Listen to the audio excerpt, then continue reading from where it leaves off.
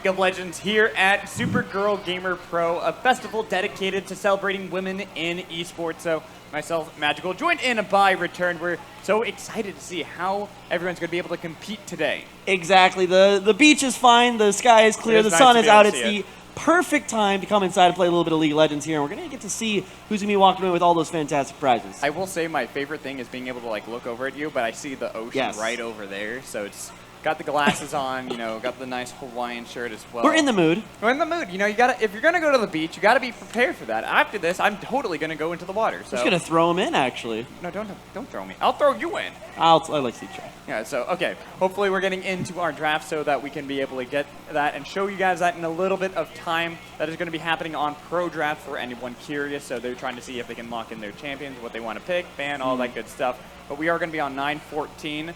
The patch that is most recent, most interesting in my opinion, because it was a hefty one. Yeah, there are a lot coming through, and thankfully for all the League aficionados out there, it's the one that didn't break the game, 9.14. I don't know what you're talking about. But one way or another, yeah, a lot of changes coming around, top laners flipping on around, supports potentially being brought down a little bit in the Enchanter, so it'll be really interesting to see what these players are willing to pull on out here.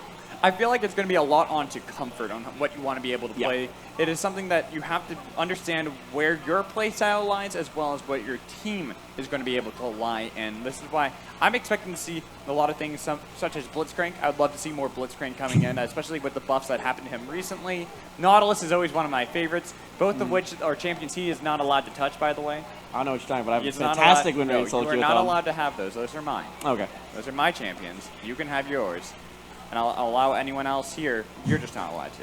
Oh, that's kind of rude, but all right. I mean, just break my heart like that. But yeah, you're right. Especially that we are going to be having a best-of-3 match here for you guys. So you got time. If you have a potential bad game, number one, you got time to reset, time to adapt some of that strategy. And yeah, I think you're right. It's going to be going into everyone's Pacific champion pools. What can you pull out here? And what maybe are you saving for the backs against the wall kind of match? See, I always love seeing some Kled.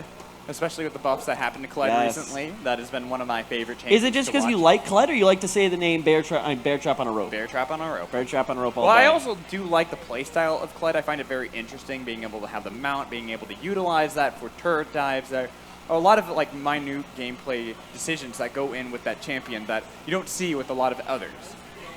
Yeah, I mean, you got a lot of ability to play around. It comes back to exactly, do you want to be that tower dive threat? Do you want to be that, lane bully? Or do you just want to ride Scarl and just scream on into the middle of a team fight? You got options. Wait, now, can you actually say his ult correctly? No, not a chance. Oh, God.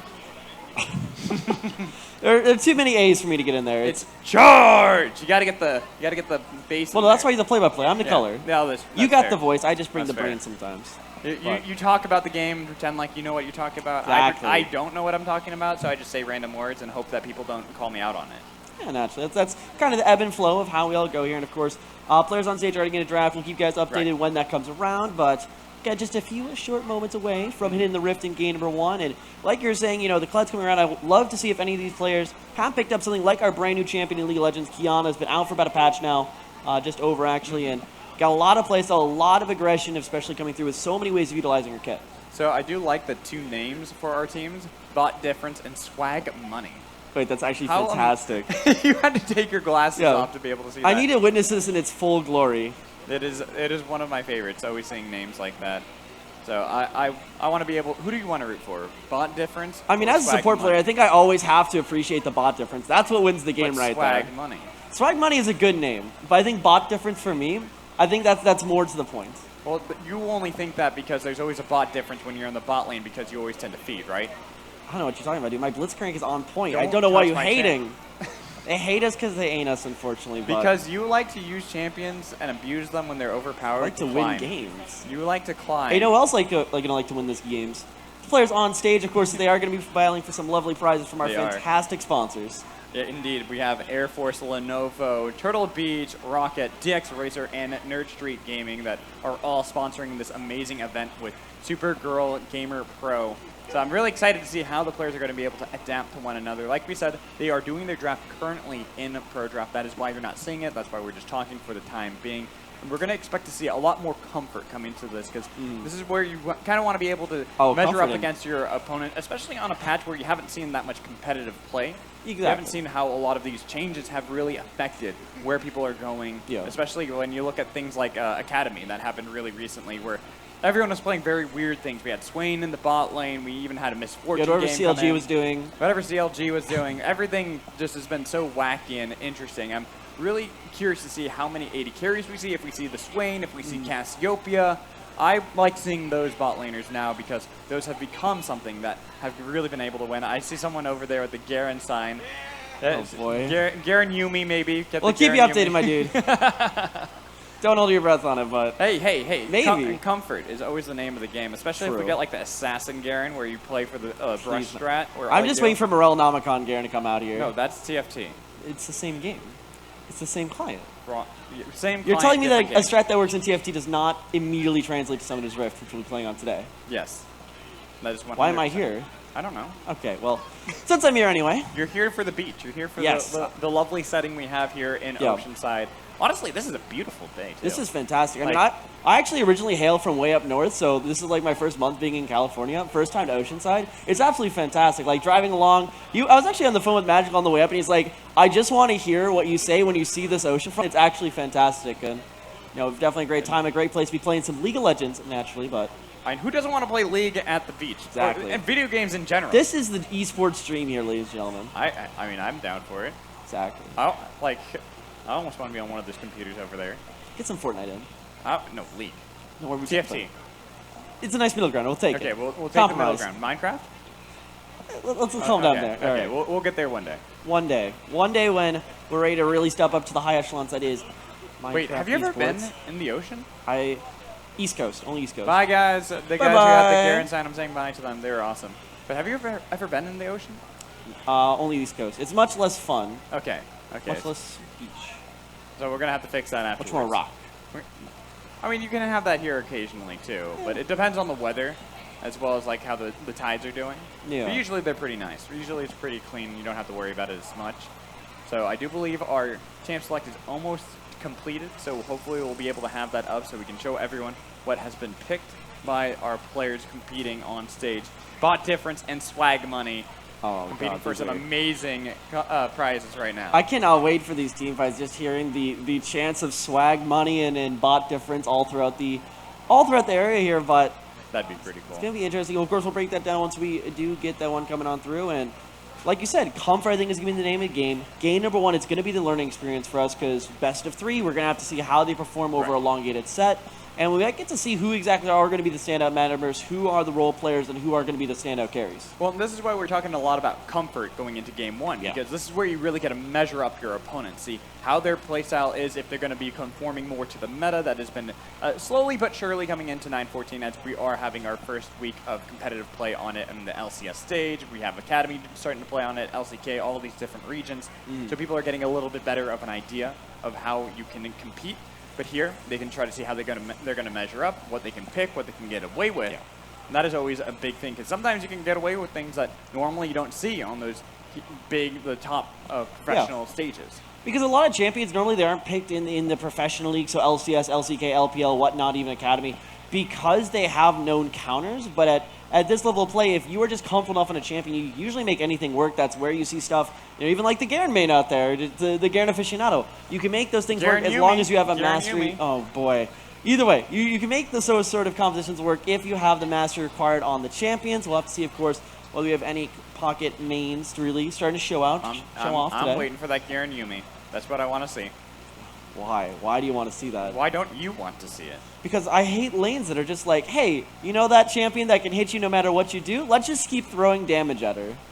Just keep, like, launching it over from the side. That's why you get good with Blitzcrank. So well, you're not allowing me to play Blitzcrank. What do you want me to do here? Because you're bad with him. Oh, my gosh. You're I'm getting flamed, ladies and gentlemen. I love you. I'm just messing with you. Thank you. But you're not allowed to play my champ. All right, well, as we have a little bit of a roller coaster of emotions here on the desk, it looks like we will be loading roller coaster of emotions. I'm the same. You're the one who's clearly been distraught. But now here we go. Here we go. We got our champions that were picked. So the band started off with you had a Mistban, then Soraka and Morgana coming in from bot difference. Well, Swag Bunny, Mistban, Darius, Mistban. Then second rotation, Janna and Lux from bot difference, and Swag Bunny, Hecarim, and Miss.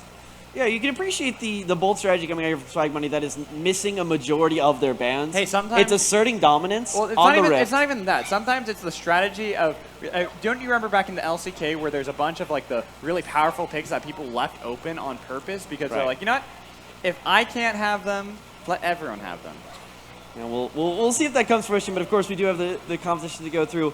Interesting bans. Bot difference is actually very interestingly, it's completely aimed at the bottom side of the map. Lux support still very strong in the meta, despite receiving the shielding nerfs on her W. It's all it supports, and actually being a hyper aggressive bottom lane here with Misfortune and Yuumi. So much poke that you can bring to that composition. But they got to be careful because the Kaisa Galio bot lane coming in from Swag Money. Oh, that's a throwback. Now that is a throwback, especially with Galio having gotten his supportive role nerfed pretty heavily. Yeah. Back on 9.13, so it will make it a little bit more difficult. He's a little easier to burst, but then again, it is also Yuumi, so it's enough poke. But if you're playing that right on Galio, you might be able to survive the prowling projectiles. Yeah, exactly. The trick with Yuumi is can you force her out before she's just able to whittle you down from afar? And with the Galio changes, it is now so much more focused on the poke, and we'll be very curious to see whether that's going to be, you know, able to engage past the defensiveness of the Yuumi. Biggest thing, of course, the W for Galio, so the giant taunt and the shield, you no longer can flash with it, which makes those engages much more difficult. But normally when you're seeing something like the Galio, you're thinking, okay, what can we put around it? What's going to enable it?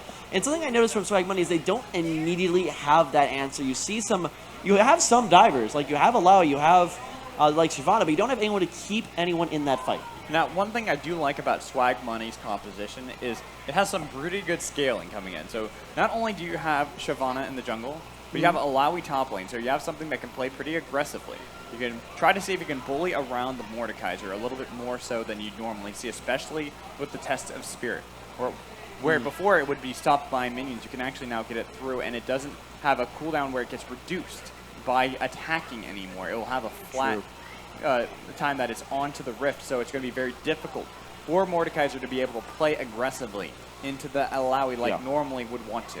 Yeah, and I think the biggest point in that lane is going to be the level 6 mark, because that's where Alawi really is turned around. And even when you're thinking about what does Mordekaiser want to do, it locks you into a 1v1 in a small area of effect that can then just be ulted through. And as long as there's some discipline coming through on the Alawi, that should be pretty easy wins. And but keep in mind that if we have a proper Mordekaiser played, you wait until the ult has already been used by Alawi, then go to the Shadow Realm and say, okay, now fight me. You don't have the tentacles to back you up anymore. It's a staring contest, to be quite frankly. It's whoever blinks first probably loses as the engagement. Oh shit, I've been exposed. Wait, there we go. There you go. As whoever does pull the ultimate first is going to be adjusted, but when you're looking at how you want to play at that lane and thinking that it may just be kind of two members staring at each other for the long period of time, the scaling member will win that because you do get time to get that items under you. And Mordekaiser, sure, he hits some early spikes on that second item, but will eventually fall by the wayside, and Alawi should just have a definitive lead on that silence. So maybe actually using a pretty intuitive pick to almost cancel out the pressure that Mordekaiser brings. Well, see, this is kind of why I like that Shyvana jungle. Because normally Shyvana is something that wants to be able to farm up a little bit more. Tries to see if you can wait it out, try to get to level 6, then look for some ganks. Well, you have pretty strong laners now. Alawi, Swain, we're going to be able to hold their own against Akali and Mordekaiser. Yeah. So Shyvana will be a little bit safer to now farm up. And of course, unfortunately, that draft did go on away, but you got so much more brawlers on that red side of the map, so leave on the side for Swag Money. So when you're looking at a lot more of these fighting style champions, you think about the 2v2 potential. I mean, multiple lockdown opportunities, and even when you add the Galio into the mix, you're thinking about a mid game that is going to be just punctuated with Galio ultimates. It's turning these 1v1 side lanes into 2v1s, but then of course that's where the Mordekaiser excels. If Galio's coming with an ultimate and you ult somebody away from with the Mordekaiser, the Galio's not going to do anything. You're just going to kind of be standing around there, and that'd be kind of funny actually. It would. There's a room for a lot of very interesting interactions with this one. Well, it's kind of why I like seeing Mordekaiser into Yuumi, because Yuumi attaches to someone, Mordekaiser takes that person to the Shadow Realm, and now Yuumi Yuumi come right away. Yeah, Yumi's like, wait, where do I go now? My friends, where have you gone? My friend is gone. You've left me behind. I can't do anything now. So guys, we're getting as quickly as possible through the actual picks now on the client, so we'll have a 3-minute spectator delay as well. So sit tight with us as we talk a little bit more about the team compositions. Of course. So Lee Sin, something we didn't talk too much about coming in from bot difference. So how do you feel like that matchup's going to do into Swag Money? In this fragment, I mean, Lee Sin has so much priority in the early game. And the reason we take Shyvana, especially depending on whether you want to go the AP build, just go on hit attack speed, you have really good wave clear. Ever since her introduction really into the competitive meta, like back in Moscow 5 days almost, you just hyper clear the jungle time and time again, and that can reduce the amount of playmaking, or can even more accentuate the way to respond, rather, to a high-tempo jungler like Lee Sin. Lee Sin's one of those champions that wants to go out, find the lane ganks, find the kills in the early game, and really get the lanes ahead. But then, if you're against a Shyvana, you are always at risk of losing so much of your jungle if one of those ganks go wrong. Right. So that could be a little bit risky with that Shyvana. You really do need to make sure that you're having your laners already prepped up. They do have a lot of good CC lockdown on the side of Swag Money to back up the Shyvana. Normally, they certainly do. You see the mistakes coming in when you draft the Shyvana, that a lot of your laners can't provide the backup necessary so you can get that damage. Well, Test of Spirit in the top lane, you already have the pull coming back in with Never Move from Swain, plus a Nautilus bot lane will make it really easy for when you see Shyvana wanting to look for those ganks to now be able to be a lot more effective. And when you speak of those ranges, you also have to think of, when you speak of the champion, you also have to think of the effective ranges of most of these champions, especially on the side for Swag Money on the red side once again.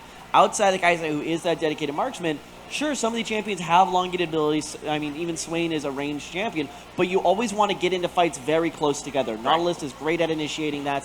And onto the backline for majority of bot lane difference, or bot difference, not bot lane, just bot difference. For the majority of bot distance, it's a very squishy carries. There's Akali, who of course has a lot of mobility, even though it was a little bit gutted on 9.14 with some of the W nerfs and other changes with the ultimate. Still seen pretty heavily, but it does now have some of those counters, especially to it. The ultimate being longer is very much harder to play make around. But you have so many of these backline carries who you need to protect, and you don't really have the tools necessary if Swag Money are able to get off to a good rotation in the mid game, start picking up the tempo, and just continue to force fights. Something we didn't really talk about too much was the Kai'Sa Nautilus combo in the bot lane, how a lot of people have been playing that because how aggressive they can play. And they're playing into something really easy to catch out, a Misfortune. Sure, the Yuumi can back that up a little bit, but you have something that is immobile, can't get away very quickly, and has to really rely on Yuumi to get the poke necessary to try to even peel. And that's not something you want to be able to use Yuumi as. It's not really a peel champion until you have level 6.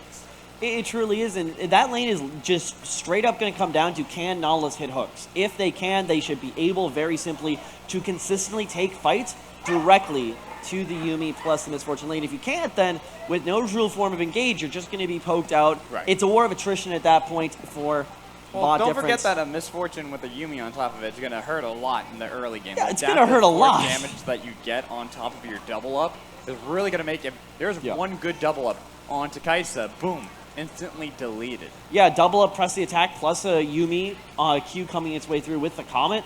That's probably about half the health bar, to be quite frank, especially for Kai'Sa, who has a very low health bar, being a marksman in the early game. We'll have to see what the early build is. I would not be shocked to even just see the Doran's shield at this point, just saying, okay, this is a poke lane. I just hold the shield up, hope that it doesn't hit you. You don't want Doran's ring? And to survive through. No Doran's ring? Like, going back old the school? Area coverage of a ring versus a shield is very different. And you need the shield for this kind of thing. What about a dagger? It's like bigger than the ring, but like you can deflect stuff, but when the thing you're trying to deflect is like a comet, it doesn't really make it that much effective. Well, what if the shield is only like as big as my hand? What if it's a really small shield? That's a buckler. Is it? Is that what it's called? It's like a small shield. Yeah, it is. You're right.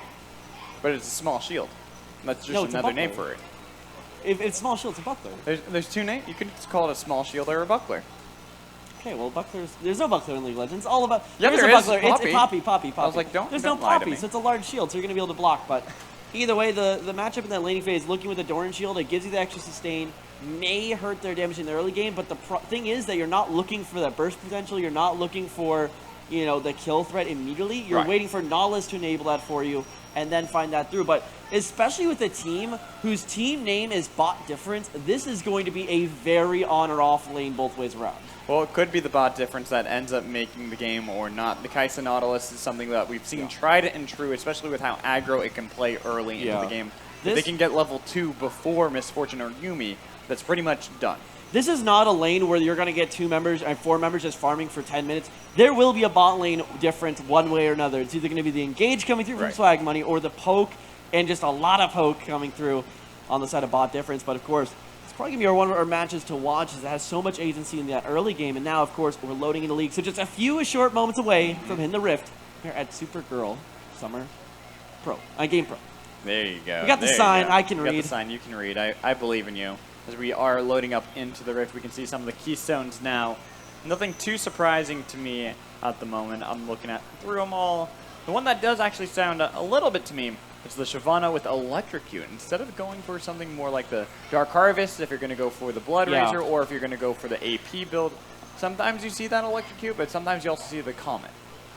Yeah, so Electrocute, of course, when you're debating the merits of Electrocute versus Comet, Comet means you're just trying to get the one ability off. It is the lower damage output, but it gives you the extra range, and it's just like, okay, I want to throw one E in, and boom. The Electrocute, what it gives you means that you have to continue that fight. You have to opt into those elongated trades, and versus something like Lee Sin in the early game may be troublesome, especially given that you have Conqueror coming on the other side for Inferno.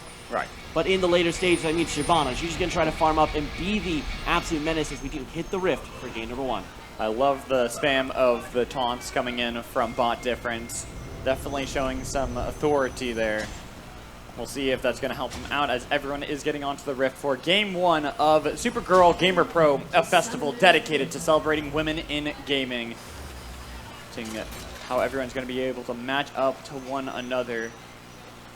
A little bit of an invade coming in from Akali, trying to get some deeper vision, but gotta be careful in the bot lane, because that was also being reciprocated by Shyvana. Yeah, putting everything around in. For the early game coming out of Swag Money, they just need to track the Lee Sin, because when you're thinking about how all these lanes shape up, the one thing that can really tilt everything off, especially in the top lane, in the early when we're talking about Mordekaiser versus Alawi hitting that level 6 mark, is an early Lee Sin gank. If you can get the Mordekaiser over the hump to that first item, especially if you can work in a little bit of healing reduction pretty early into that build, you might just be able to consistently pull those ultimates even into the face of the Alawi ultimate, but that's still going to be a huge amount to overcome if they want to make that happen. Just a shout out to our observer if you're listening. Do us a favor and push U and then O. Yeah. That'll help us out immensely. Thank you. So we can see the item builds coming in, but probably both items, hopefully. But a little bit of damage traded in the lane. There we go. So that way we can see the items. Helps us out immensely, so we can talk about that. Well, the one thing that does stand out to me is Nautilus.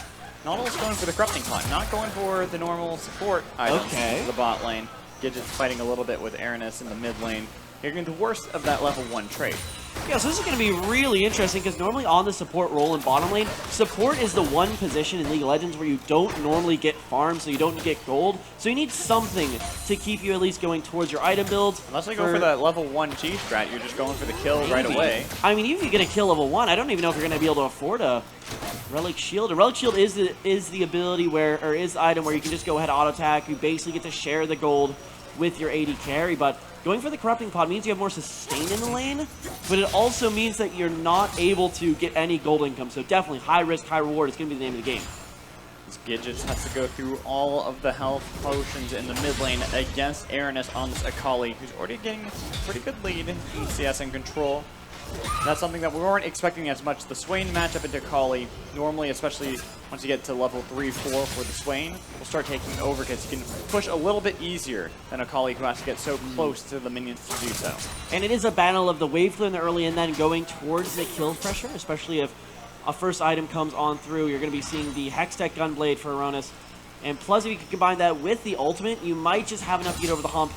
That is Swain's. And just take him on through with the Ignite, but gotta be careful, because so far a very safe lane being played from Gigits here with the extra range and with the extra healing you get. And with that Grasp of the Undying as well, to make sure that you're not getting poked out by the Electrocute Akali as much as possible. You're going to be able to heal up pretty effectively. Yeah, and with Akali not going for something like the Fleet Footwork, you can just consistently outrange it. As long as you get the Grassy Undying procs off onto the Akali, you're still going to be very happy to keep taking those trades, and you will be at an advantage. Inferno was able to get the top Scuttle Crab, and now looking for a little bit of an invade into Courtney, who had to go for an early recall. Look at this top lane CS. So speaking of top lane, already getting first blood the moment we pan over. Good gank coming in from Inferno. yeah, Bard going to be going down almost immediately. You can see the pressure being put into this top side. The Mordekaiser is picked specifically for the early game, and it is the early game which bot difference. Doesn't even the bot difference. It's going to be a top difference right now. That's going to be pulling them through these early stages of the game, and big goal differential is going to be going from the back end of that one. Exactly. Even though Bard was getting a nice shove into the turret of Noisy, not able to get the full aggression, but nice hook in the bot lane coming in from Exploding Ducks. Got to be careful though, the damage that might have been reciprocated by Starlover was a little bit much. Now mid lane, Courtney trying to get a gank for the team, but this could just be the kill for Aranus onto Gidgets, not even needing any help. No, and especially not even needing the ult. It means that when Aranus is able to get up to that level 6 mark, and Ignite coming back as a very short cooldown here now in the new meta, you're going to be able just to keep forcing that fight again and again, and you will have to see what's going to be what comes on about it. Unfortunately, Courtney not really going to be able to make a difference. Inferno may have something to say about this, though. Looking for the invade Courtney. There's no way out, and that's another kill. Might be more for Inferno. Looking for the potential dive onto Lilac. Looking for that kill, turn around with Exploding Ducks, but not going to be able to land the hook. Double kill in for Exploding Ducks. Everyone's trying to see if they can help out. They're looking for more. This time they want to give over the kill to Starlover, but it's going to be Pan who takes it. And already a disastrous start here for Swag Money as bot difference able to pull it to a 5-kill lead, and now 5 minutes into the game, you're already looking at a 3,000 gold difference. That is very, very immense this early on into the matchup, and for a lot of these early game champions, that's exactly what they want to be getting off to. It's going to be difficult for the laners on the side of Swag Money, who want to try to see if they can play aggressively, especially once they get to level 6. They want to be able to try to win these trades, but nothing is going too well. They're falling behind in gold, and you can see Noisy with just one good pull on to Bard, pretty much scaring away Alawi. And with that early kill, there is going to be an XP differential in the top lane, which means Noisy is going to be able to hit level 6 first. Level 6 versus level 5, you 100% win that fight from Mordekaiser, so potentially maybe looking to expand this kill lead to 6-0. Might not even need it here. Getting a lot of damage onto Bard. Aranus was able to get the rotation of the top lane, has perfect execution to get a little bit of damage, goes for the dive and gets the kill onto Bard. And that is a coordinated gank coming up around us. We were talking about when that ultimate comes online, you have a lot of kill pressure, but knowing already that your top lane is having an advantage in that shove, in that dueling game, just go on up top, make something else happen. Speaking of which, Inferno. Lilac almost got caught out by Inferno, but not landing the Sonic Wave means not going to be able to follow up onto Lilac, who is able to get away for now. You see Gidgets and Courtney trying to do what they can on the map. Courtney's been falling pretty heavily behind Inferno. Noisy doesn't actually have to leave here. He has they have the Mordekaiser ult up and available, so you can turn that 3v1 into a 1v1, take the stats, and then go ahead and fight the other two, as we'll have to see this play pan out. We had a nice hook coming in from Exploding Ducks as the fight comes in from Noisy in the top side of the map onto Courtney, taking a lot of damage, only level 3, banished to the Shadow Realm, only needs one more Obliterate to probably be able to pick up the kill. Not going to be able to land that Death Grasp, but will be able to get the kill onto Courtney nonetheless as the Demonic Ascension comes in from Gidgets trying to turn it around, but the shield is enough to flash away from Noisy. Flash followed up by Gidgets. They don't land it, they try to get the damage, and Bard will take the kill. Yeah, a little bit greedy there from Noisy is unfortunately doesn't kill quick enough in that ultimate. I actually would have rather seen them pop it just a touch sooner, so you don't take as much poke damage right before that fight from the two roaming members. But in the end, it will be that 1-for-1 trade. And speaking of bot difference, here's Inferno once more. Looking for yet another dive into the bot lane. Was able to get the ward, hop the kick to pick up the kill onto Lilac. Starkiller going to be very happy about that. Yeah, and this is now just absolutely snowballing here in the bottom lane with a lot of priority coming out from Inferno on the bottom side. Exploding Ducks, got to be real careful. Starlover wants the kill, as does Aranus, using that bullet time to be able to pick up an easy kill. Yeah, and that was as simple as they come there, and really great knowledge coming out from Inferno, knowing that, the rotation topside, you see the pressure coming out from Courtney, and to quote, of course, the Art of War, attack the enemy where they're weakest, not where they're strong. Well, the strong side of the map was topside for Swag Money, so boom, they just go to bot side. See more fighting in the jungle, 2-level difference between Aranus and Gidgets, was able to use the perfect execution. There is no escape for you. A killing spree out of Akali with Lilac having shown up as well. Final chapter to be able to get the root and pick up the kill as well for Pan in the top lane. We can see more fighting. This time it's Bard trying to go for the engage onto Noisy, but can't really do too much, even with the test of strength. Only getting a little bit of damage onto Mordekaiser. No, and completely out of mana as well. Has to flash away there, but As all that's happening, the bot lane priority, especially coming from Inferno, who is on a fantastic start on the Lee Sin, will hold that thought. Hold the thought as Infernal did get pulled back.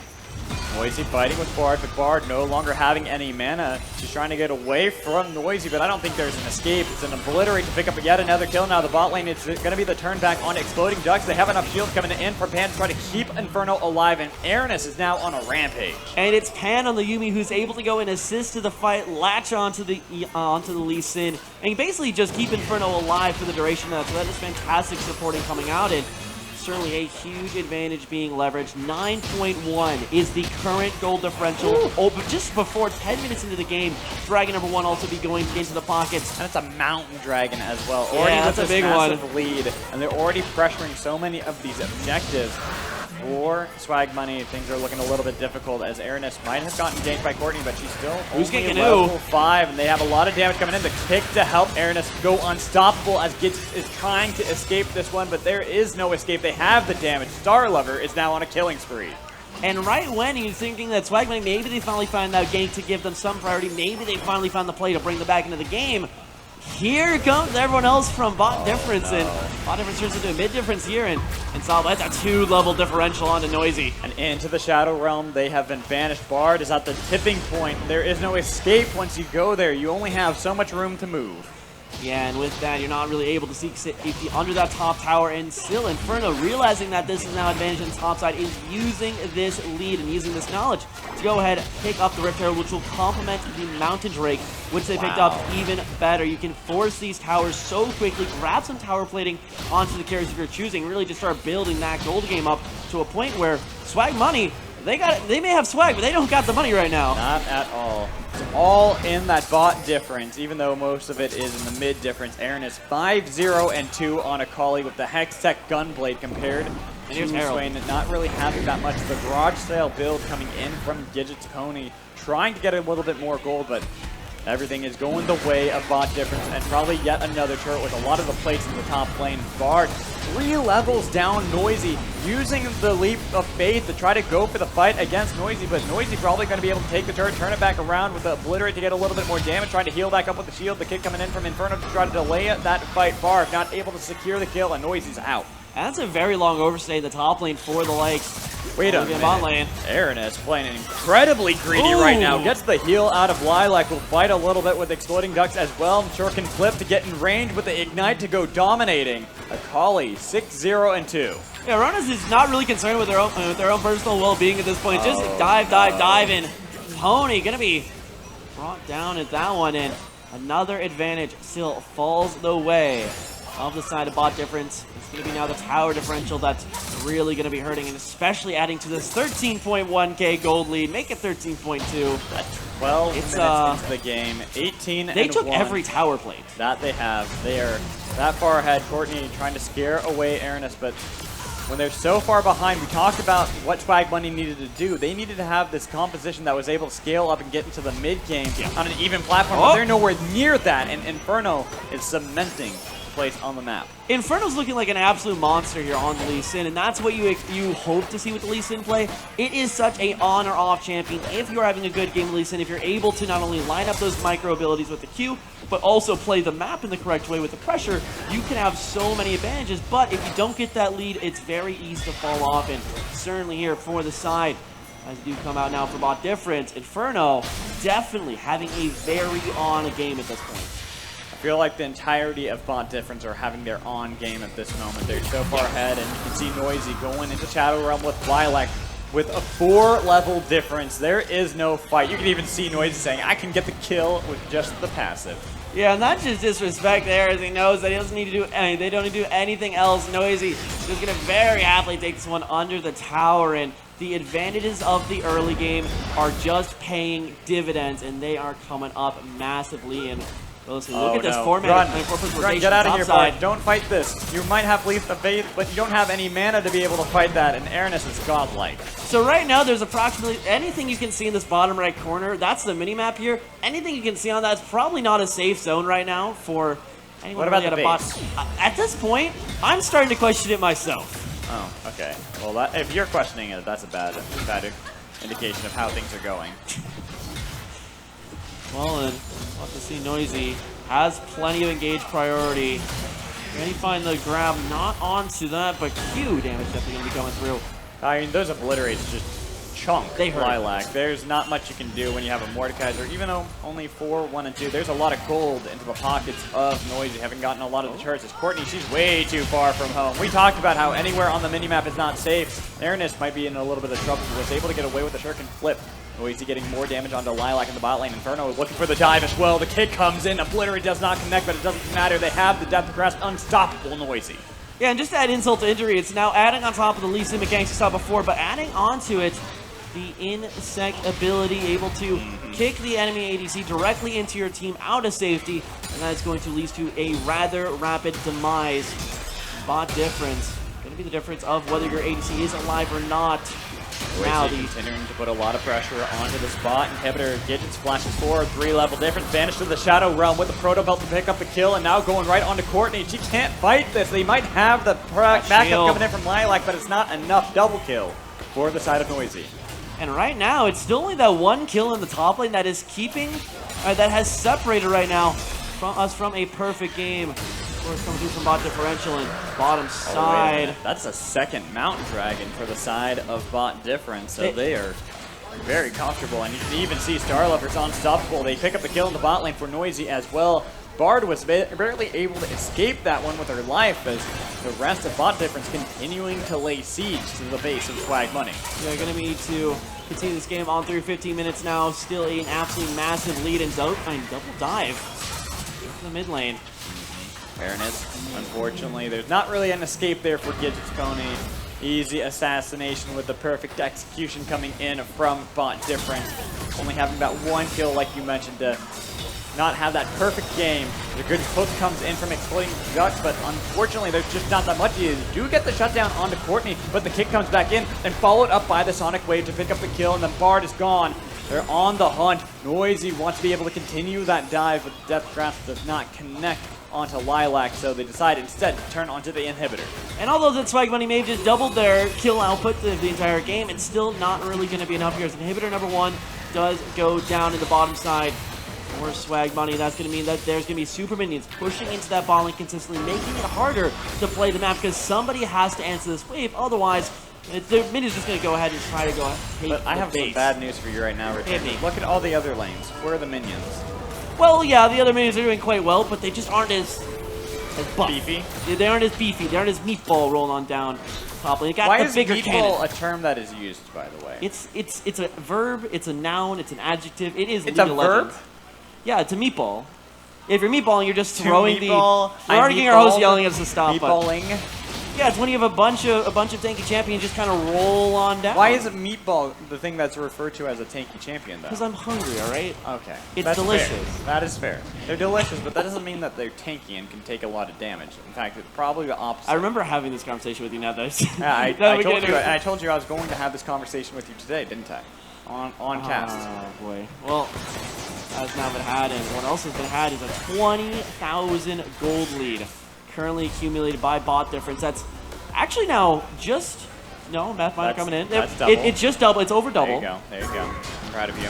All right, well, now Aaron is in a little bit of a sticky situation. Does dodge away from the dredge line, has a lot of damage on exploding duck, but here comes the Leaf Stripe trying to turn it around, but perfect execution going to be able to help pick up the kill, and now Inferno is here. Bard, there is no escape. Double kill for Akali. And that's just going to be continuing to push this pressure in the top side of the map. These super minions are already streaming into the base, and now there are only 3 members remaining. Sonic Wave connect. The kick coming in onto Lilac. She's done. She's trying to get out of there with the Void Rush, but it's not really helping her case too much. Good Q coming in from Inferno to go dominating in the fight, and Gidget's Ponies rocking away, saying there is no fight here. We're losing everything. They do not want to lose any more KDA.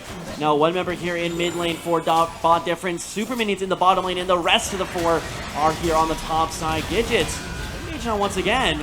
This time it's by Noisy, who's looking for the flank, still in the base of the side of Swag Money. Pulling back, Exploding Ducks, legendary Mordekaiser, 10, 1, and 5 now. It's got so much damage, and right at the steps of the fountain for Swag Money. Here comes the Dragon, the bot lane, but Courtney can't really survive against anybody. Bullet Time helps up, go on a killing spree for Pan.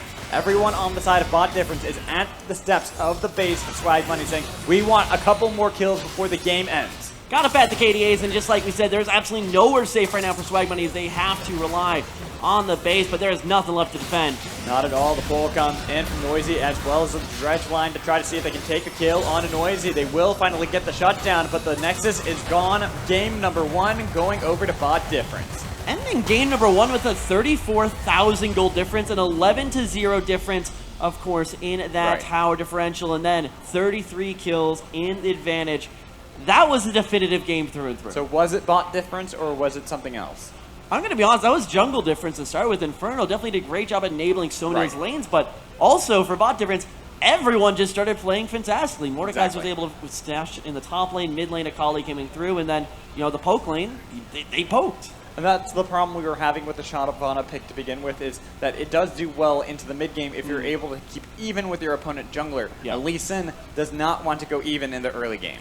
Exactly, and I mean, when you're thinking about the Shyvana, it is all about the counterplay as well, like you said, with the scaling. And in order for you to make a play somewhere else on the map, you need to A, be able to track out the jungler, know where Inferno's going to want to go in beforehand, and then B, have some ability to keep the game going even after taking a loss. But unfortunately, it was just one play after another play after another play, and by the time anyone really on Swag Money had their first item, the game was kind of over.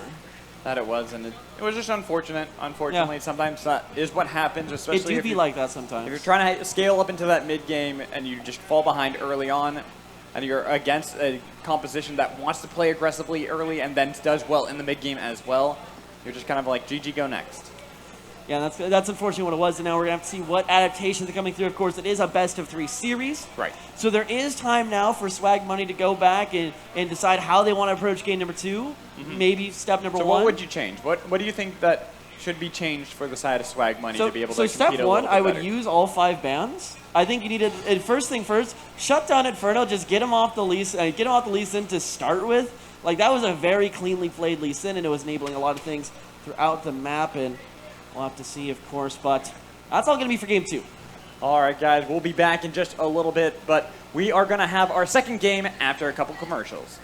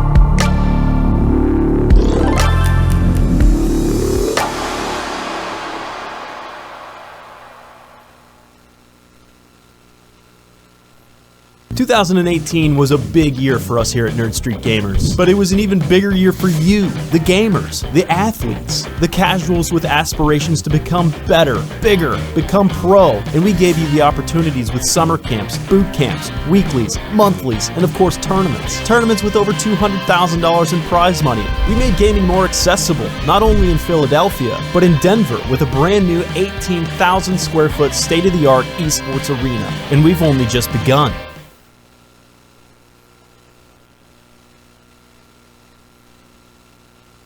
Every one of us starts out as a wide-eyed recruit, myself included. If I could go back, I'd tell that kid, get ready. You're gonna serve alongside some amazing people.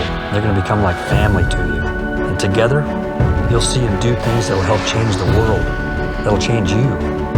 One day, you're gonna look up and be a better you. And this nation will be better for it too. I'm General Dave Goldfiend. Come join us. Your nation is waiting.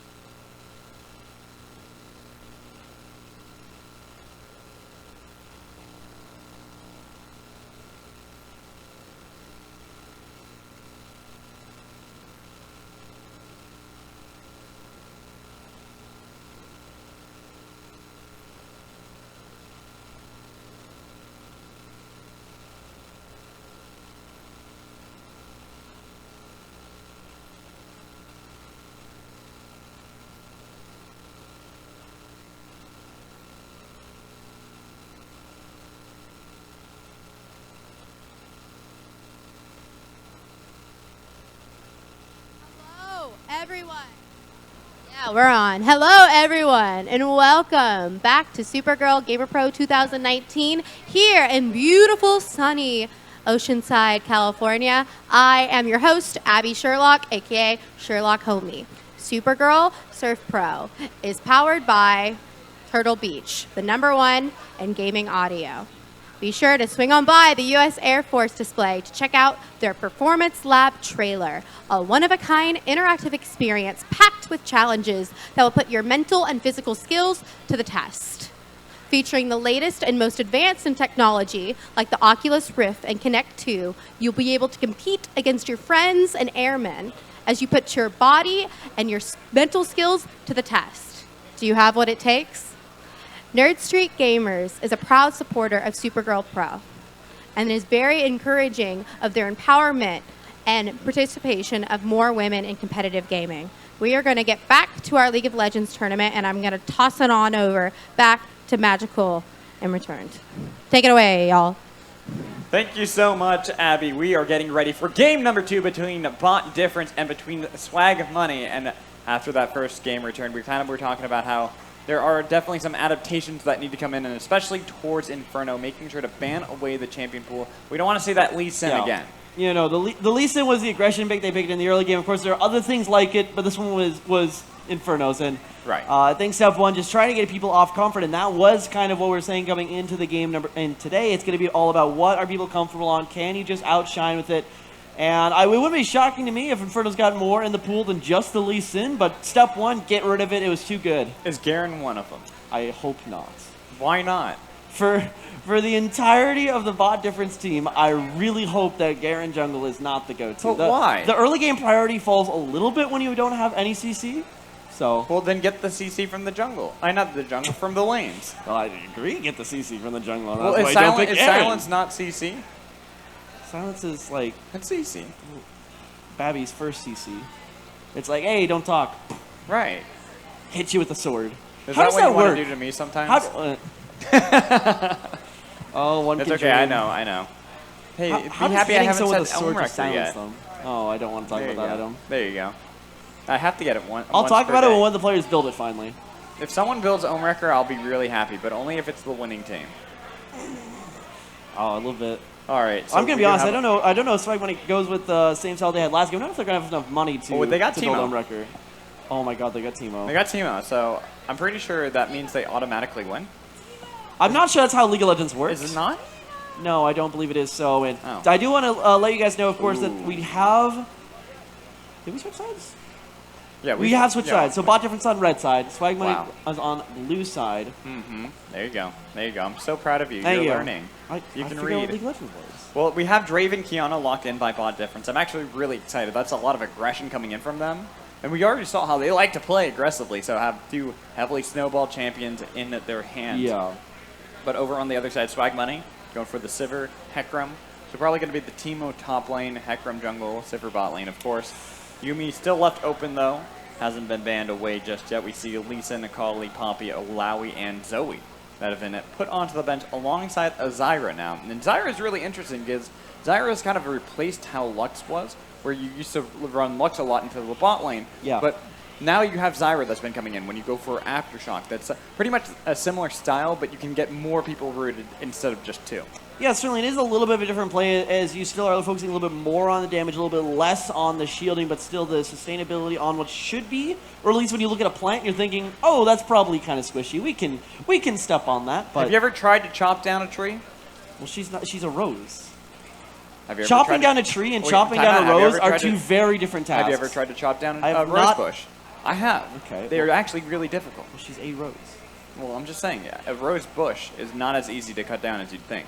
Yeah, and so is cutting down, like, something else. Yeah, see, I've gotten you there. Checkmate. Yeah, you got me. So we see the other bands coming in from both sides. Mordekaiser and Urgot, not too surprised to see those banned by Swag Money. But the Aurelian Soul, as the final band by Bot Difference, definitely going for those comfort picks to take away. As they walk in Nunu and Willump into their jungle role with the Vigar coming in from Swag Money. So it's certainly a little bit more defense, it's a little bit more safety, and a little bit more scaling coming out, as Veigar is one of those champions who, if you get to the, oh, this is going to be interesting. If you get Veigar basically to the end point of the game, he's able to press R and just obliterate people by looking at them. That's the kind of whole gimmick of the champion, and it definitely needs a lot of time to scale it up. But one thing that may not need as much time is this, what I assume is going to the mid lane? Well, okay. So it's Veigar and Sivir bot lane. Yes. Hey, Zed mid. I have to Teemo say, top. I'm a proud connoisseur of the Sivir Veigar bottom lane. We actually played that one back on my team back in the day. It is Why do you fantastic. steal my champs? Get out. Veigar's mine. All right, well, No, no, the I'm just Sivir gonna take Veigar, any champ you say, I'm just going to say is mine. I am very aware in gaining the last pick here to round out. That means that we're either going to have a lane Nunu Wait a minute. or a lane Kane. These are naturally two junglers that see very Very little play interesting. in any other position, but Kane, of course, I mean, I see it all the time. But that's because I play, you know, weird things. Like Nunu mid. Or Nunu support. I'm Or actually Nunu curious top. if this is going to be a full AP Nunu. Or 80, 80 carry Nunu. You scare me at times. I know I do. I me scare very most much. people. Most people don't want to play League of Legends with me. I don't know why. It's like I play Blitzcrank top and I rush a Zizarot and an Omwrecker and I still win. I don't know if my eyebrow is moving enough for you to I notice, went but it is. 3 and 14, but I took every turret. They couldn't stop me. Aren't you impressed? You should be impressed by me. Okay, so looking at how the compositions are, we'll have to see where it's going to be either Nunu or Kane in a lane. Yeah. But this is where I kind of like how the composition from Bot Difference has been, because if we look at this one, it's similar style to how Game 1 was, where they want to be very aggressive early on. They want to try to see if they can play forward and try to get that snowball early against Swag Money, who have another composition that wants to scale up a little bit more, wants to be able to get to those level 6 marks that really feel impactful. Yeah, I mean, it's very frankly the same sort of gameplay, but just in a different iteration. Veigar plus Sivir in the bottom lane now for Swag Money. It's safer in a like you're able just to step back. Nautilus versus Veigar are two very different champions. Nautilus wants to continuously force his engages. Veigar is fine just sitting back, letting the lane play out. And especially against something like the Draven, who is the highest damage carry in the game, basically at those early levels, when you can get the passive stacks off, when you can get the Draven spinning axes going, as well as plus the damage that comes from Anami as well. You just do damage. Like, that's the point I'm trying to... You do a lot of damage. You do a lot of very dangerous damage. But at the same time, you talk about early game damage coming in from a Draven. Imagine if the game does stall out a little bit. Yeah, Veigar. Even though it's a supportive role that we're expecting, that is something that scales amazingly into the late game, even the mid game. If you can get a couple of those stacks early on, especially on the people who are a little bit more immobile, like Draven and Nami. It does actually touch my heart to see the Sivir Veigar lane actually coming out, because unironically, we actually did pioneer this one a bit back in the collegiate scene. Yeah, no, this was our go-to bottom lane, because with Sivir and Veigar, the idea is that you can control the wave so well. In the early levels, a little bit rough, but the W potential plus the E coming out from Veigar, you're able to control the lane, and then Sivir clears throughout. You can basically isolate out whoever you want in that laning phase. We still need to confirm that that is in fact Veigar support. I don't really see where else it would be going. It could be Teemo. It could be Zed. I don't know. It could be classic Sivir. I've seen crazier things, especially in this series, so I'm not sleeping on anything just yet, but our host is judging us for wearing the sunglasses. Our host is always judging us. I mean, it's like I kept saying Mario. Our hearts are oh my gosh. You know, big Luigi Mansion fans, by the way. Teemo's on top lane. He's right here. Our host was asking if Teemo is being played, and Teemo actually got picked. Yeah, let's talk about him. Teemo is up either most likely, well, the Kiana could flex in the top lane. That would be, I think, a very devastating lane for Teemo, as it's mostly the abilities coming out of Kiana where you want to combo. And sure, you have auto attacks with your passive, but like you can But I'm expecting the Kiana to be mid, especially with the Nunu and Kane, where we're not sure which lane they're going to be going into, and I keep rhyming that for some reason. But it's something that I'd expect more like both of those to be able to go into the top lane. I could see arguments either way. I think that if you do put like something like a Nunu or a Kane here in the mid lane, you're more so just trying to isolate out the Zed matchup.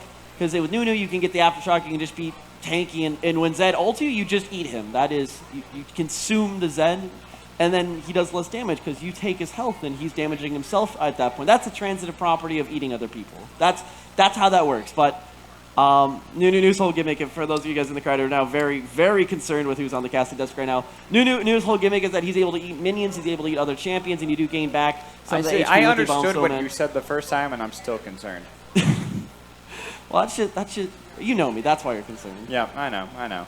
But still, looking at how these are, I do like, you know me, I love my weird compositions when people play a little bit unorthodox, especially since we are It's in a spicy 9-14. composition. So you never know. Hey, maybe people are learning that Nunu top lane is the new way to go because you can't kill him. There's nothing you can really do. You're like, oh, I got him. that one. I'm going to get him. And then he just eats a minion and walks away and it's like, later, nerds. I'm going to get the Darshanon champions off my lawn. And he's like, later, nerds. Exactly. By the way, from what we're seeing in the client, it does seem like it is going to be the top lane at Nunu. So that actually is really interesting. I'm happy to see that. That is something that when he first got reworked, I was trying to innovate, and everyone was like, you're trolling. So, you're so weird. And I'm like, yeah, I know. Knowing the side of just how aggressive that bot difference likes to play, I am 99.9% confident we're about to get an AP Nunu top lane, and it's all about just rolling down the snowballs. What you're supposed to do. Well, yeah, exactly. It's it doesn't matter that you bruiser. can't auto tech. It's great. It's AP Bruiser. You could go tank if you just No, wanted to you be go like AP Bruiser. You go AP Bruiser. Okay. Top lane. Well, this is something I invented when it first came out. Remember me, I am the Time Lord. I have taken over Genja's job, and I am the one who figures out meta before it happens. about 6 months approximately before it happens. So. Yep. Nautilus mid lane was definitely my invention.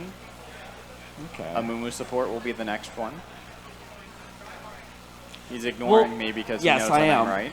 Omewrecker being powerful. I get out. But I actually want to see that some adaptations I'd like to see coming through from the Swag Money side. First one, I want to see Veigar get a support item.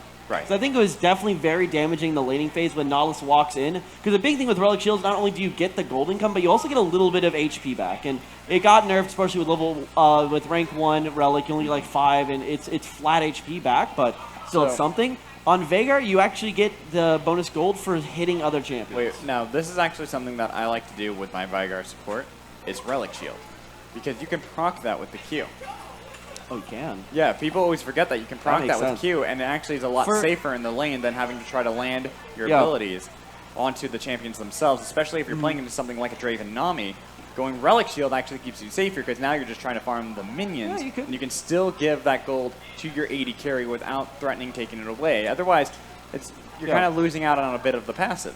Yeah, it makes perfect sense. And a little bit for context there, Wait, he actually said something that I said makes sense. Hold your horses. You just agreed with me.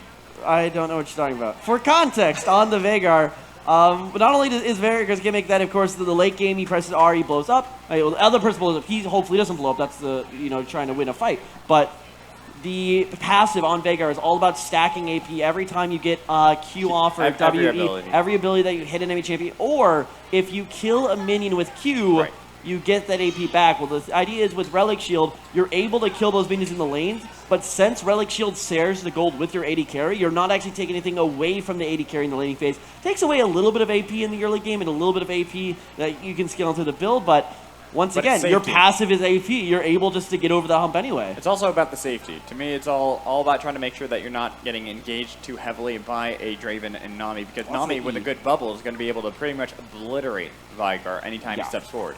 Yeah, and it's not only that, but also the enabling of the auto attacks on Draven with the E, so giving the bubbles, giving the slow in the laning phase. Draven is all about going in and keeping a fight going for as long as humanly possible in that bottom side, while with stand aside is E, plus the speed up from Nami just on her passive, and then the slow down onto her E for auto attacks on Draven. You basically get to keep your enemies locked down, and there is no immediate escape ability for Veigar, and like to Sivir is, Veigar, has no mobility, he has the E, and as long as you get around the E, you're basically got a free shot right to him. Before we get in our game, can I just say how, this is probably one of the coolest venues to be casting at? Yeah. Because you could just look over and see the beach, you can see the water, and you're like, that looks cool. You see around, there's a whole, festival going on. I think this is really awesome. Fantastic time, and, it is absolutely scenic sight, but one side we got to go. Before we hit the beaches, we got to hit the Rift. Yes, we and do. see if Swag Money will be able to make the mount the comeback. Pride and joy here at the Supergirl Gamer Pro event. Here we go, on to the Rift. On to the Rift for game number 2 between Swag Money and Bot Difference. Bot Difference looking very convincing in that first performance. And now it's about Swag Money coming back. Very is an understatement. It was an incredibly convincing game that, now it's got to have to be a big response from from Swag Money rather, if they want to come on back. This one we'll actually have to see where they're going for level 1. no immediate lockdown comes to mind. Oh, it's a snowball. Trying to see if they can fish for something, but no one's really there. It will get the knock up. A lot of damage and the flash out of exploding ducks, so that's going to be a big win for the side of Bot Difference. Yeah, we were talking before about how on the Draven lane, especially with Nami, you're just trying to find the engagement time and time again. The flash in the laning phase is your get-out-of-jail-free card, and now that Exploding Ducks no longer has that on the bottom side of the map, there is going to be a target on this Veigar's head to just continue to go in again and again and just try to take him down. We could see a little bit of a longer game this time around than we did in Game 1. Looking at some of the keystones. Dark Harvest in for Inferno, not necessarily that hard aggression that you normally see from something that wants to go for hard invades like if you have Electrocute. Yeah, certainly. And speaking of Electrocute, Courtney over on the side, normally we see a mix between, so Electrocute onto Hecarim means that you want to go for quick one-off trades. Still would normally see the Conqueror, but it's adaptation, of course, to the game. But actually, speaking of adaptation, Courtney now not going on to the later game scaling, something that just relies on the enemy jungler not to really do anything. The pick we saw last time was Shyvana. This time on Hecarim, you're able to find ganks, especially around that level 6, take some of those elongated fights, and actually be a force to be reckoned with in the early game. And maybe that's what it's going to take to get them over the hump of this early differential. And but Gidget's got to be careful in that mid lane against Aaron is getting a huge amount of poke. The Kiana matchup is something that a lot of people have talked about how powerful she currently is, especially after having just gotten released pretty recently. Yeah, interesting to check here, and especially with the mid lane pushing, that's going to affect jungle so heavily. But you're right, in the mid lane, it should be interesting to see how they match up as we continue to progress here, because you have the, which hits first, you use the Zed ultimate to counter out the Kiana ultimate. Can you dodge away from one thing with another, or who just hits that all in first? Because these are two assassins, ladies and gentlemen. They are trying to kill each other with as many abilities as possible and in the flashiest ways possible. In fact, I can't really think of too many more like 1v1s that are just so like visually stimulating than the Kiana versus the Zed. Especially because it's going to rely on a lot of skill, but we saw here's the the snowball in the mid lane, trying to see if they can get the gank onto Gidget, but we'll be able to get out of there with that Shadow Dash. It seems like we had a little bit of excitement on the side of the players as some interesting stuff must be coming on around. And speaking of interesting, here comes Courtney. Courtney looking for the potential gank. They do have the baby cage in the bot lane. Star Lover able to dodge away from the time being, but mid lane, Courtney wasn't able to get the gank they needed to onto Aaron Is, who flips forward. You did the ignite already onto Gidget, but not going to actually follow that up, so everyone will be able to back out.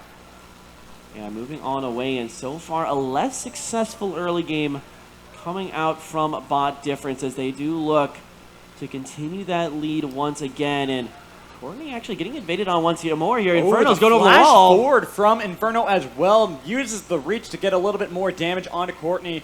No longer has that ghost to try to get away, and first blood is secured by Inferno, who decides to give the kill back to Courtney. Yep. It was definitely a very aggressive dive under, and with no flash available for Courtney, there's no way to get out of that fight. But also seeing the fact that Gidget is making his way down, just go ahead, feed that one to the tower, only get the 1-for-1. Don't give the assist over to the enemy assassin mid laner, and a little bit of sloppier execution now.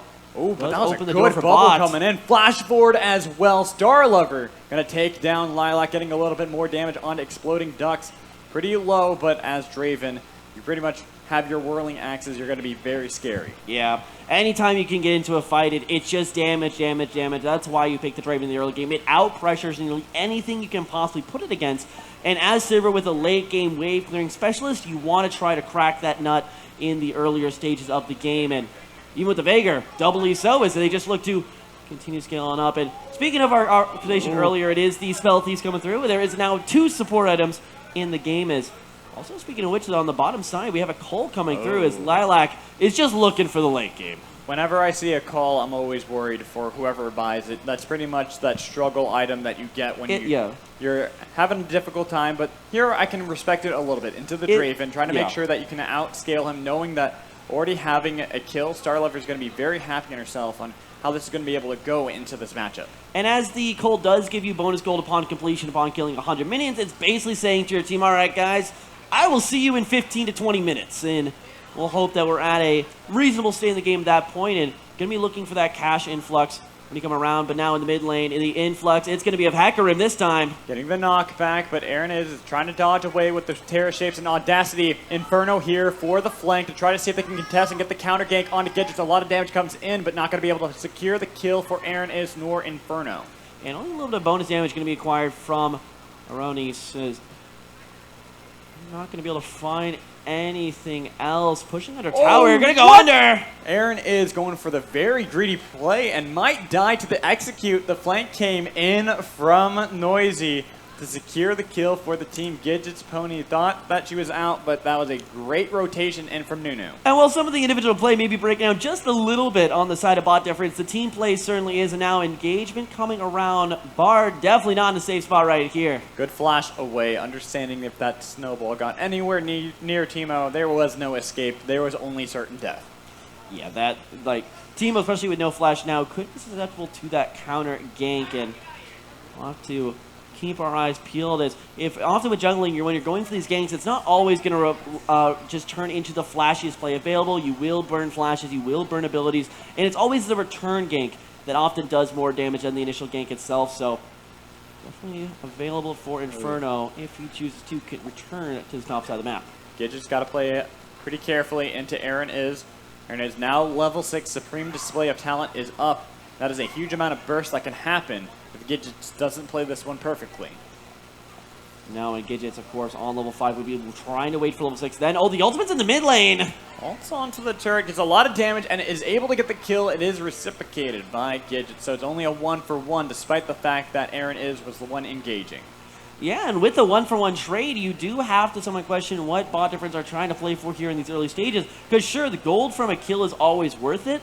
Is always rather nice to have. But it's not always worth it as you're still trying to find the objective. You're trying to find the larger advantages. And with the scaling still available, Starlover may have a thing or two to say about scaling. I think it's more about Inferno finding Lilac on the other side. Exploding Duck's now caught between a rock and a hard place with a potential dive. The Umbral Trespass is there as well. A little bit of damage coming in with the turret trying to see if it can take down Inferno. Good Q comes in from Exploding Ducks to be able to turn around that fight. Really smartly played there from Exploding, able to flash on over the front, away from the Kane Q. Continues now with the kill. And once again, it's just about finding something on the back end. Sure, they're not winning these fights just straight up at this point, but Swag Money are at least giving themselves something to play around, scaling a little bit later into that game. Exactly, and that's the big difference here from game 1 to game 2, is they're not falling nearly as far behind like they were before. They were putting up a little bit more of a fight.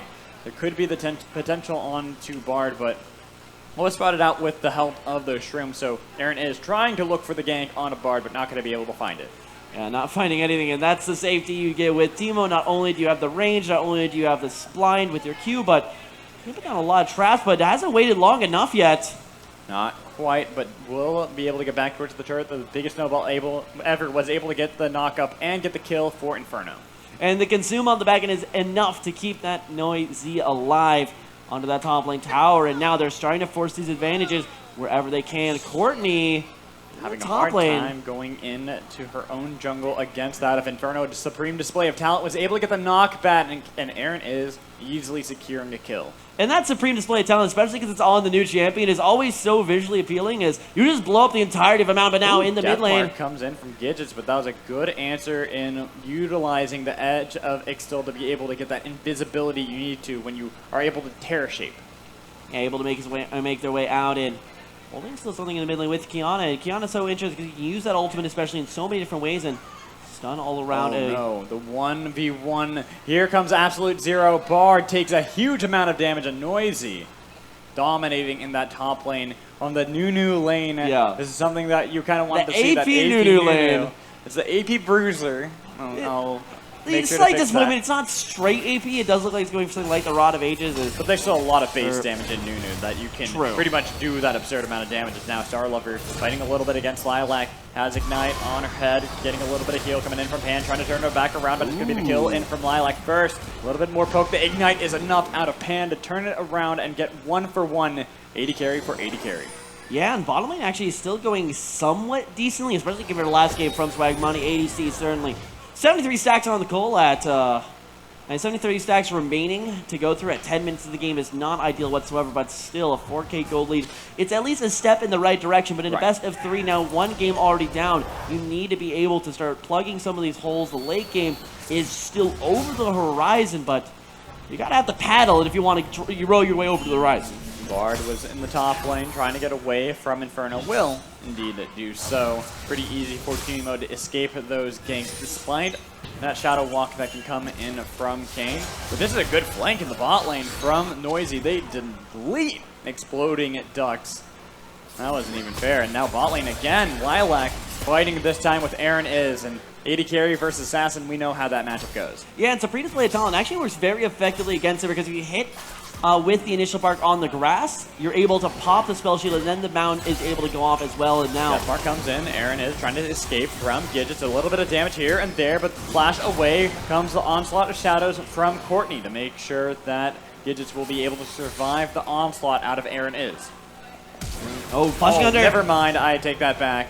Killing spree out of Aaron Is. Cast the curve. Always got to get the caster curse. It happens at least once a cast. Bot lane is winning pretty heavily for the side of Bot Difference, even with Exploding Ducks here, trying to see if they can get the turnaround. They use the ult a little bit too preemptively onto Star Lover. The chase down from Noisy and Draven, trying to make sure that both Lilac and Exploding Ducks cannot stop the turrets from going down. Yeah, try and do whatever they can, but for now it's just going to be clear the wave. And a big thing with that Veigar ultimate is that it is an execute. The lower health the individual using it on is, the more damage it deals. So ulting a full HP Draven, maybe not the most efficient use of it in the world, but still just try and do whatever they can to keep these towers alive. And big thing that we can definitely say this game for Swag Money is that they haven't given up that tower yet. All these advantages are in the CS department, are in the plate as well, but look at this four-man rotation down to the bottom side. Courtney's here as well. The flash in from Starlover. Whirling Death picks up the kill for Draven. Here comes the biggest snowball ever, looking for the dive on Exploding Ducks. The baby cage was not enough to decide to keep away Nunu. Even with that chomp, it's a double kill for the side of Starlover. Aaron is scaring away Courtney, so she cannot help out, but Gidgets might be able to help a little bit here and there, getting the damage to the Ignite as well for the shutdown onto Gidgets. Finding something onto Gidgets, but it's not going to be enough to defend this tower from going down. And actually very shocking to see, Bard hasn't really gotten too much time on the top lane as with all this time from Noisy on the bottom side of the map. They're finally going to be able to break the first tower of the game, and this gold lead is starting to balloon out. 8K advantage currently from the side of Bot Difference. And 4 kills being on Draven. You talked about that snowball potential already for Starlover. When you have 4 kills, that's a lot of stacks that you've already cashed in on, and you can see how that's paying dividends with the Bloodthirster completed so quickly. Bloodthirster on Draven is a huge one as well because you're able just to keep taking these fights. You already have some of the greatest chunk damage, especially with auto attacks, and Bloodthirster is able to heal you up, so you can just keep fighting longer and longer, and the more time you deal damage, the more damage you do. Funnily enough, as it may be. That is how it do be. Oh. Well, I suppose sometimes you gotta have that, as Aaron was not able to get the supreme display of talent to connect onto Gidgets, nor anywhere near any sort of wall or river or brush, so pretty much just the push back at that point. Yeah, not really going to be able to find too much. I think that definitely the members of Bot Difference are starting to get a little bit more aggressive, realizing they can go ahead and try to find more and more. Inferno now going directly onto Veigar. Finding out Exploding Ducks. There is no escape. There's only death. And it was pretty easy for Inferno to be able to pick up that kill. Every time this Kiana has made their way top lane, it's just been into minefield of mushroom after mushroom after mushroom, taking quite a bit of damage. But for Bard, no real damage items behind it is only going to be a minor inconvenience. There it is. Speaking of which, dive, but gets slowed down by the mushroom out of Zemo. Decides not to go for it. Instead, wants to get the minions, try to take down these structures and keep that gold ballooning in their favor as they look for another dive in the mid lane. Tidal Wave comes in as well, dodged away by Gidget, and then they try to go for the engage on the Pan. Onslaught of Shadows trying to see if they can pick up the kill on Nami. They will be able to get it with the Death Mark, but the Absolute Zero turns around the kill, and they pick up 2 for the side of Bot Difference. And initially, it's looking like Starlover wants to go deep under that bot lane and mid lane tier 2 tower, continue that fight on to little Lilac Soul, but the dive coming through the only way gets isn't able to find too much of the back end, only finds the support, and he's going to be paying for that one with their lives. And now with control of the map once again firmly in favor for Bot Difference. Looks like the play top lane may be coming, but Draven definitely ain't a slouchy when it comes to pushing. Not at all. Not when you're 5, 1, and 3 already, and you can go for a dive solo on Exploding Ducks. You're unstoppable. Moral Didn't support. even need Nunu there. It was moral support. More of like a here's a snowball for fun times. Starlover does got to be careful. Good shutdown coming in from Lilac, being able to utilize that flash, but got to be able to escape away from Inferno. And oh boy, is that an assassin. That is a blue Kane, and That means that Shadow Assassin means that we're going to have a lot more damage coming at Kane. Not going to opt into the tankier, more CC-oriented style. no. And just going to be looking for champion kills at this point. Oh no. Umbral Trespass. It's pretty easy for the Rampage out of Inferno. Bard thought she could step up into the jungle, but there is no jungle. Remember how we talked about in Game 1, the minimap? I feel like that's happening again. Yeah, it's getting there. It's going, though, a little bit at a more leisurely pace as we are now only cresting the 10K mark. And honestly, at this point in the last game, we were basically at inhibitors already, so the pace is slowing down, but is it slow enough? I definitely would wager at the moment it's no, as Lilac Soul Exploding Dust still got a long way to go before they are the late game carries they need. And Baby Gage laid down a lot of damage. Aaron, there is no escape this time around, even with the Nami. I think the Death Mark was there. Wow! That was a turnaround from Aaron. I thought the Death Mark was going to be enough to pick up the kill, but instead it all goes wrong for the side of Swag Money with Star, Lover, and Pan helping to make sure to keep Aaron alive and then turn the fight around. yeah, really shocking, but that's a big thing with the Zed ultimate. It amplifies the damage that you've already done to it, so if you only really pop the ultimate down, it's not going to burst for that much. And what will burst for that much is Inferno. I was about to say Inferno or Star Lover or even Pan at this point. It looks like the side of Swag Money have to play so defensively. There's too many assassins on the side of Bot Difference where you see this Kayn, Kiana, I mean even the Draven to some degree, being this assassin who can go right in and kill your backline instantaneously. Just given the Ghost Blade, you get the assassin buff going all That's throughout. TFT, we're not... But No. it's still close enough, but one way or another, it doesn't matter how you go about it, it doesn't matter what class or origin you are, it's still going to be that mid-lane tower going on down as the tower objective now continues to grow and the gold lead continues to mount. Very decisively in favor for Bot Difference, and it is still just that forward engagement. And Bye-bye. yeah, that Exploding Ducks just, he's lived up to the namesake. Exploded right there. Unfortunately, there's no ducks involved, but explosion certainly I'm happened. about to see another explosion. Lilac trying to fight with Inferno, but that is so much damage out of Umbral Trespass, especially with the lethality assassin build. Not much you can do as a lone AD carry. Yeah, not much whatsoever, especially Sivir. Sure, she's big on the wave flare. She does have the spell shield coming out of E, but if you lose the spell shield, if you don't basically disengage with that one ability, there's very little left to fall back on. All you got is attacks and movement speed, and I ain't gonna get you out of those. Aaron is just gonna die? almost executed there. Wait a minute, is Exploding Ducks gonna get here in time? Come on. Oh no, I really wanted that Kiana to die there to the Vigar. Give another stack. That would have been nice. Would have been interesting to say the least, but I think Exploding Dust is the member they do have to play around here. It's got to be the CC coming out, plus the ultimate. A lot of the burst damage can't be like that. Trying to go for the fight. Death Mark onto Aaron is trying to see if they can turn it around, but not getting that amplified damage like you talked about, but it will be the Death Mark to pick up the kill nonetheless. Trying to get the absolute zero flash forward. They already had the axe whirling the death from above, and a double kill for Star Lover. The rest of Swag Money trying to see if they can defend underneath their own base, but Bot Difference are definitely ready to look for this dive with Inferno in the area. There it goes. There's the trigger pulled. Lilac was able to help get a stun and a shutdown over to Exploding Ducks. And that's incredibly aggressive going for that bot lane dive. And certainly Bot Difference understands they have the advantage, but these are basically solo missions coming out. They're just trying to find whatever advantage they can in the 1v1 and aren't showing us that same level of team play that we saw in game number 1, but this is confidence through and through. This is a little bit maybe of the hubris starting to rear its head, and if that does be the case, we might actually get to the one game where we even see a Baron. Well, it's going to spawn up in about a minute.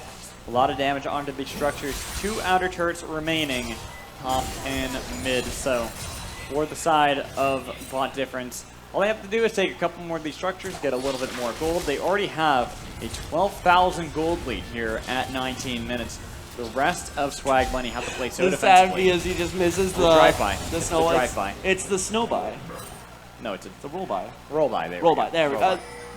Fine middle ground, but Exploding Ducks. Oh, might be in a bad spot. Too far away from home. What happens when a duck flies too far south? and very much similarly to Lilac Soul on the Sivir, when you do get locked down or when you get jumped on, you have one ability that can do something. Once again, it's your E. It's the baby cage coming through from the Veigar. But if you don't save yourself with that one ability, you are probably dead. You hope that maybe you press R and the other person just disappears. But without that, there's not really much to rely back on. And if you want to focus on exploding that facing now as one of your main carries, you have to protect the Veigar. We might see another flank in the bot lane. Snowball getting the roll by, as you like to call it, but now the fight on Aaron is coming in from Gidget's an absolute zero, doing a little bit of damage onto Courtney, but they're going to be able to get the rampage for Starlover with the whirling death to try to secure a second one. Baby Cage walking in, Starlover, but not going to be able to get enough kill or death on to the side of bot difference from Swag Money.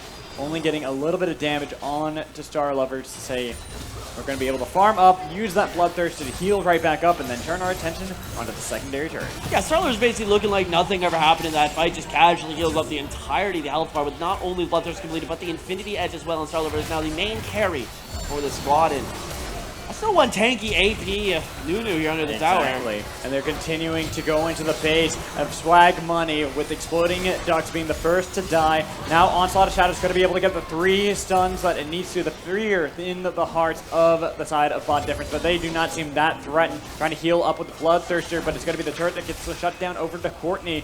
With Noisy trying to escape, utilizing the snowball. Gidget wants to be able to defend it, but cannot stop Nunu from getting away. Now Inferno going disjointed without the team, but Gidget is not going to be able to survive that Umbral Trespass. We have more kills going over to both sides. Yeah, but it is still the tower damage being taken down. Thankfully for Swag Money that there have been no inhibitor towers going down just yet, means that they still have quite a bit of base to defend. But now with Baron buff on the map, if quite frankly, if bot difference want to end this game, they can go ahead, grab the Baron buff, get the extra pushing of the wave, and just look done from there. Playing a little bit with their food at the moment. They do have a lot of gold. You can see where most of it is. It's on to Starlover. 12, 3, and 4 on Draven. Noisy should be able to get out of there. Very tanky Nunu. Aaron is going to have a lot of damage on Exploding Ducks, and you can tell. Spygar is like, nah, I can't get out. He is paper. Like, the paper cut hurts a lot, but if you just put any pressure on it, it's probably going to rip apart. And definitely here on the Oceanside, the lovely ocean just over the horizon. Like, you put the paper in the water, it's just going to fall apart, and that's exactly what Vagar is doing right here. But now on the bomb side. Oh, Lilac was able to turn that kill around. The Ignite will unfortunately take Lilac into the grave. So even though it looked like a good turnaround, now Gidget trying to go for the engage as well, but Inferno has way too much damn damage, and same goes for Courtney. She cannot go toe-to-toe against Inferno. An easy double kill for Kane. And now there is nobody left in this base. The only member that's even remotely nearby is Exploding Ducks in the mid lane. Bard has just been relegated to farming on the side. We've actually gone for the Runon's Hurricane build just to get the extra perfecting ability, but that doesn't do anything. And speaking of which, gonna get a quick visit here from our local Shadow Assassin, Kane. Exploding Ducks actually able to pick up a big kill on the back end of that one. Big shutdown as well. Well, that's the thing about Draven. If you're not going to be able to heal up, it's going to be easy execute range. Now Bard, too far away from home. Yep, he's dead. He's gone. Teemo is removed from League of Legends. Oh, really? Yes. I didn't realize that he got removed. He got I'm pretty sure so that much Bard's damage playing they broke the code right now. But we'll see if it is able to respawn, and maybe the question is going to be how long after they respawn are they going to be in this game as Baron buff. It's going to be a hover, but it's actually going to be the solo mission coming out from Inferno, who is the jungler, mind you. So having a jungler to buy for this Baron may be important, but getting it a kill. Yes. Be that much more. Yes, 2 in fact. I'm pretty sure it's 2. That's the answer to you. 2. Ha, ha, ha. Make it 3. 3. No. Just Oh, 2. 2. Just 2. I was waiting for it 2. Aaron is going to be able to get 1 instead. 1 assist. Ha, ha, ha. Yeah, Inferno's just been going on solo missions this entire game at this point, and as the moment is coming out, knowing that, Baron is up, bot difference, able to use that old blockade, keeping them off the Baron buff. Just find kills off of it. Whenever you get Inferno into these one-on-ones, he's going to be coming out on top with just damage, and more damage. With this mid inhibitor turret so low, it's pretty easy for the side of bot defense to be able to pick that up, and they go for the engage onto Bard, trying to get a wave. The Supreme Display of Talent did not connect onto anybody. It does scare away the members of Swag Money for the time being. Instead, going to be the siege coming in onto the inhibitor itself. I think it's a nice ring around the tower, but still not going to be able to really affect these fights. And the Count Ultimates have been a little bit off kilter at this point, but thankfully the rest of the members of the team have been more than willing to make up for it. Courtney wanted to go for the engage, but the rest of the team was a little bit of disjoint on that one, with the Absolute Zero doing a lot of damage to pick up the kill. Exploding Ducks trying to fight against Noisy, but he can't fight against that Nunu. Double kill and Godlike for the side of Inferno. Bard. And look at Bard. Look at that fight going into Starlover. You cannot fight against the Draven. Triple kill for Inferno. Nobody is alive. It was the ace, and that should be the game going over to bot difference. And just getting a little bit of drift in style coming out here from the AP Nunu is just going to be rounding out the Nexus. And quite frankly, there should be nobody up in time for the rest up for the rest of Swag Money. Is their base going to be in ruins? And that's going to be a decisive 2-0 victory over the bot difference. Well done to them, looking at dominating in both game 1 and 2. Game 2 a little bit closer, but honestly they had control that entire time around. It never really seemed like they were going to relent that. They played pretty greedy, but honestly when you're that far ahead you might as well. Yeah, you can somewhat afford to throw a few plays away when you make about 12,000 other ones in the game, and I think certainly composition was a little bit more reliant on individual 1v5s basically at that time. You saw the Shadow Cane, you saw the Draven coming through, but in the end there was enough of an advantage that nothing mattered. Yeah, and the 2-0 means that bot difference is going to be our winners for League of Legends today. So we're going to throw it over to our host, Abby Sherlock, to talk more with you guys. So Abby, take it away.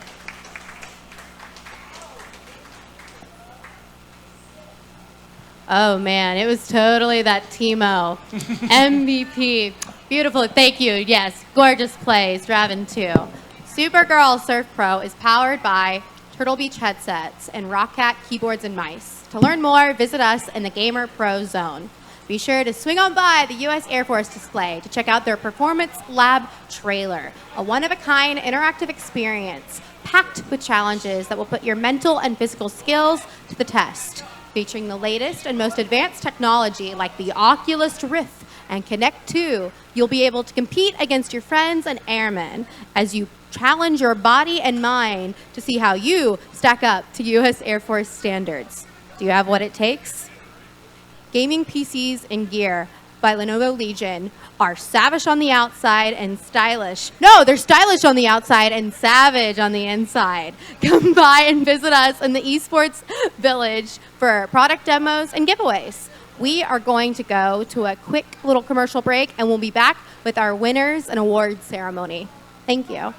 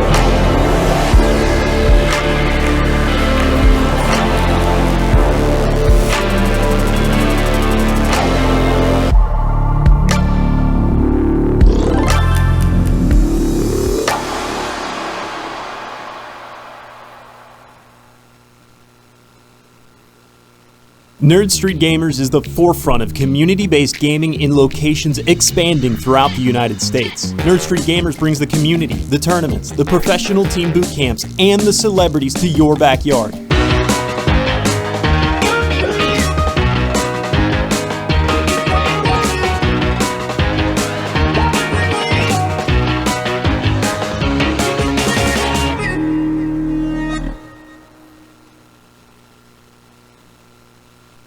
Every one of us starts out as a wide-eyed recruit, myself included. If I could go back, I'd tell that kid, get ready. You're going to serve alongside some amazing people. They're going to become like family to you. And together, you'll see them do things that'll help change the world, that'll change you. One day, you're going to look up and be a better you. And this nation will be better for it too. I'm General Dave Goldfein. Come join us. Your nation is waiting.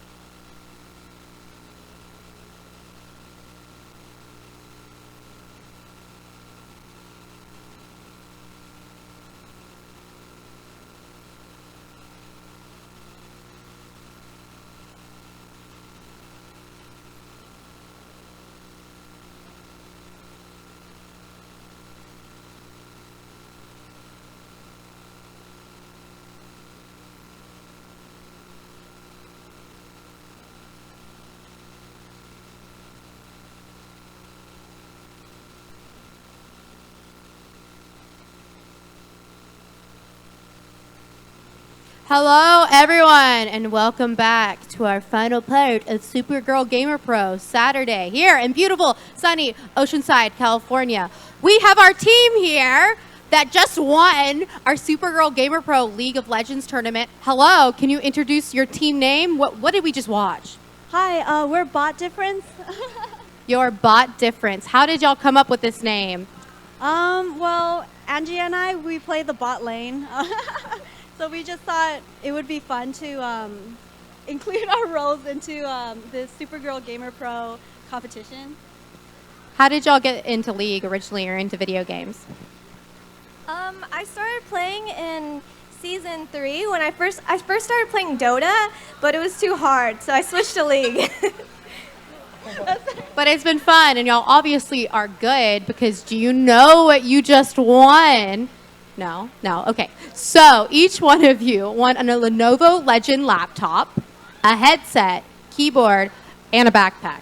And you're going home with all of that today. So we have this guy right here, because I'm not going to bring 5. I do not have 7 arms, so I cannot carry 5 headsets and 5 laptops. But yes, each one of you will be coming home with one of these beautiful guys. So thank you so much for participating. How do you feel right now? Are you excited? Yeah, we did not know we were getting that. We thought we were just getting the laptop. No, it's a fun time here. Are we excited? No. Thank you so much for playing. Thank you. Woo! Okay, a big shout out to our sponsors. I would love to shout out DX Razor, Turtle Beach, Rock Hat, U.S. Air Force, Nerd Street Gamers, and of course, Legion. Tomorrow, we're going to come back. We're going to be here at 11 a.m. with our day 2 of Supergirl Gamer Pro, and we will start tomorrow off with our Hearthstone tournament. We will see you at the end. Have a good night, everyone. Bye.